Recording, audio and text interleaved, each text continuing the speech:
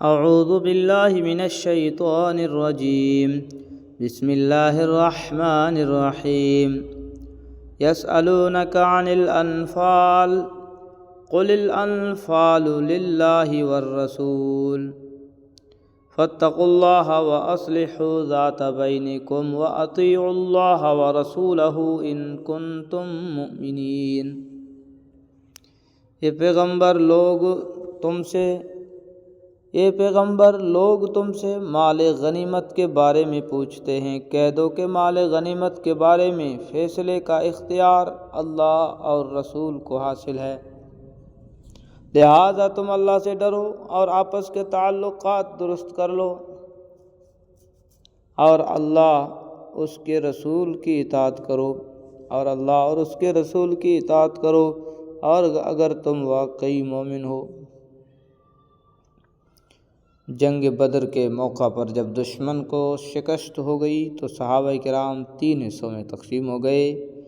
ایک حصہ حضرت صلی اللہ علیہ وسلم کی حفاظت کے لیے آپ کے ساتھ رہا، دوسرا حصہ دشمن کے تعاقب میں روانہ ہو گیا، اور تیسرا حصہ دشمن کے چھوڑے ہوئے مال غنیمت کو جمع کرنے میں مشغول ہو گیا۔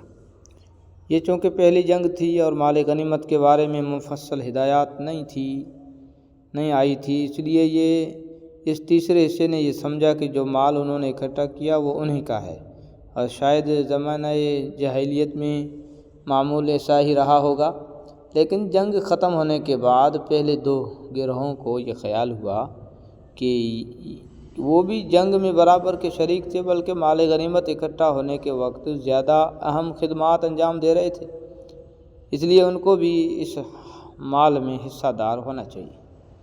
یہ ایک فطری تقاضا تھا جس کی بنا پر ان حضرات کے درمیان بحث کی نوبت آئی۔ جب معاملہ حضرت صلی اللہ علیہ وسلم کے پاس پہنچا تو یہ آیات نازل ہوئی جن میں بتا دیا گیا کہ مال غنیمت کے بارے میں فیصلے کا مکمل اختیار اللہ اور اس کے رسول کو ہے۔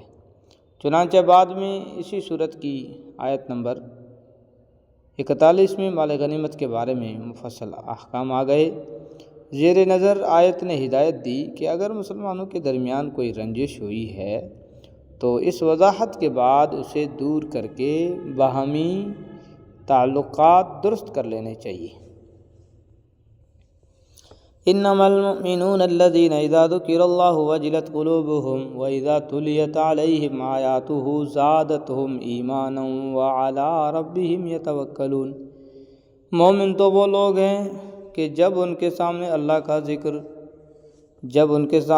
کا ذکر ہوتا ہے تو ان کے دل ڈر جاتے ہیں، اور جب ان کے سامنے اس کی آیتیں پڑھی جاتی ہے تو وہ آیتیں ان کے ایمان کو اور ترقی دیتی ہے، اور وہ اپنے پروردگار پر بھروسہ کرتے ہیں۔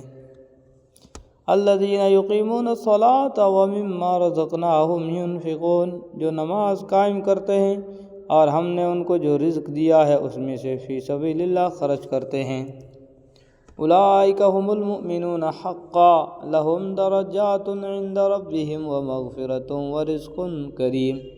یہی لوگ ہیں جو حقیقت میں مومن ہیں، ان کے لیے ان کے رب کے پاس بڑے درجے ہیں، مغفرت ہے اور باعزت رزق ہے۔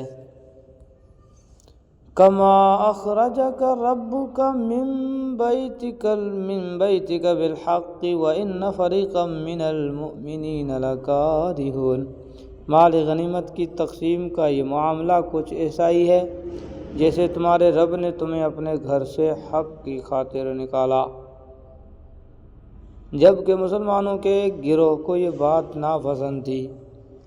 جن لوگوں نے مال غنیمت جمع کیا تھا ان کی خواہش یہ تھی کہ یہ مال انہی کے پاس رہے، لیکن فیصلہ اس کے برعکس ہوا۔ اب ان کو تسلی دی جا رہی ہے کہ انسان کی ہر خواہش انجام کے اعتبار سے درست نہیں ہوتی۔ اسے بعد میں پتہ چلتا ہے کہ جب واقعہ اس کی خواہش کے خلاف ہو، اسے بعد میں پتہ چلتا ہے کہ جو واقعہ اس کی خواہش کے خلاف ہوا بہتری اسی میں تھی، اور ایسا ہی ہے جیسے ابو جہل سے جنگ کرنے کا معاملہ میں ہوا۔ مدینہ منورہ سے نکلتے وقت چونکہ صرف ابو سفیان کے قافلے پر حملہ کرنا پیش نظر تھا اور کوئی باقاعدہ لشکر تیار نہیں کیا گیا تھا، اس لیے جب یہ بات سامنے آئی کہ ابو جہل ایک بڑا لشکر لے کر مقابلے پر آ گیا ہے، تو بعض صحابہ کی خواہش یہ تھی کہ ابو جہل سے جنگ کرنے کے بجائے فی الحال واپس چلے جائیں، کیونکہ اس بے سر و سامانی کی حالت میں ایک مسلح فوج کا مقابلہ موت کے منہ میں جانے کے مرادف ہوگا۔ لیکن دوسرے صحابہ نے بڑی پرجوش تقریریں کی، جن سے حضرت صلی اللہ علیہ وسلم بہت خوش ہوئے، اور جب آپ کی مرضی معلوم ہو گئی تو سب نے جنگ میں حصہ لینے کا فیصلہ کر لیا، اور بعد میں ثابت ہوا کہ مسلمانوں کا عظیم فائدہ اسی میں تھا کہ اس طرح کفر کی کمر توڑ دی گئی۔ یجادلون فی الحق بعدما تبین کأنما یساقون الی الموت وهم ینظرون، اور تم سے حق کے معاملے میں اس کے واضح ہو جانے کے باوجود اس طرح بحث کر رہے تھے جیسے ان کو موت کی طرف ہنکا کر لے جایا جا رہا ہو اور وہ اسے آنکھوں سے دیکھ رہے ہوں۔ وَإِذْ يَعِدُكُمُ اللَّهُ إِحْدَى الطَّائِفَتَيْنِ أَنَّهَا لَكُمْ وَتَوَدُّونَ أَنَّ غَيْرَ ذَاتِ الشَّوْكَةِ تَكُونُ لَكُمْ وَيُرِيدُ اللَّهُ أَن يُحِقَّ الْحَقَّ بِكَلِمَاتِهِ وَيَقْطَعَ دَابِرَ الْكَافِرِينَ۔ اور وہ وقت یاد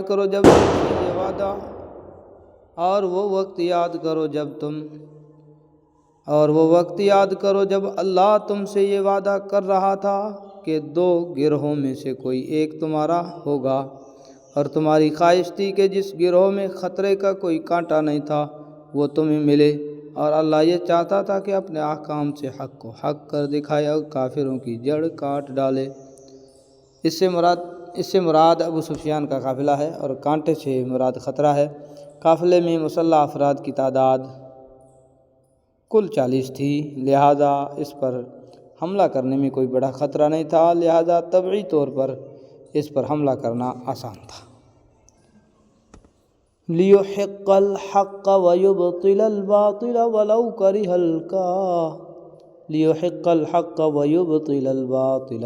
كَرِهَ الْمُجْرِمُونَ، تاکہ حق کا حق ہونا اور باطل کا باطل ہونا ثابت کرے، چاہے مجرم لوگوں کو یہ بات کتنی ناگوار ہو۔ لِيُحِقَّ الْحَقَّ وَيُبْطِلَ الْبَاطِلَ وَلَوْ كَرِهَ الْمُجْرِمُونَ، تاکہ حق کا حق ہونا اور باطل کا باطل ہونا ثابت کرے، چاہے مجرم لوگوں کو یہ بات کتنی ناگوار ہو۔ استستغیثون ربکم فاستجاب لکم انی ممدکم بألف من الملائکۃ مردفین۔ یاد کرو جب تم اپنے رب سے فریاد کر رہے تھے تو اس نے تمہاری فریاد کا جواب دیا کہ میں تمہاری مدد کے لیے 1000 فرشتوں کی کمک بھیجنے والا ہوں جو لگاتار آئیں گے۔ وَمَا جَعَلَهُ اللَّهُ إِلَّا بُشْرَىٰ وَلِتَطْمَئِنَّ بِهِ قُلُوبُكُمْ وَمَا النَّصْرُ إِلَّا مِنْ عِندِ اللَّهِ إِنَّ اللَّهَ عَزِيزٌ حَكِيمٌ۔ اور یہ وعدہ اللہ نے کسی اور وجہ سے نہیں بلکہ صرف اس لیے کیا کہ وہ خوشخبری بنے اور تاکہ تمہارے دلوں کو اطمینان حاصل ہو، ورنہ مدد کسی اور کے پاس سے نہیں، صرف اللہ کے پاس سے آتی ہے۔ یقیناً اللہ اقتدار کا بھی مالک ہے، حکمت کا بھی مالک۔ یعنی اللہ تعالیٰ کو مدد کرنے کے لیے فرشتے بھیجنے کی حقیقت میں ضرورت نہیں تھی، نہ فرشتوں میں کوئی ذاتی طاقت ہے کہ وہ مدد کر سکیں۔ مدد تو اللہ تعالیٰ براہ راست بھی کر سکتا تھا، لیکن یہ انسان کی فطرت ہے کہ جس چیز کے اسباب سامنے ہوں اس پر اسے زیادہ اطمینان اور خوشی حاصل ہوتی ہے، اس لیے یہ وعدہ کیا گیا تھا۔ اس آیت نے یہ سبق دیا کہ کسی کام کے جو اسباب بھی اختیار کیے جائیں، ایک مومن کو یہ بات ہر آن سامنے رکھنی چاہیے کہ یہ اسباب اللہ تعالیٰ ہی کے پیدا کیے ہوئے ہیں اور ان میں تاثیر اسی کے حکم سے پیدا ہوتی ہے، لہذا بھروسہ اسباب پر نہیں بلکہ اسی کے فضل و کرم پر کرنا چاہیے۔ صدق اللہ العظیم۔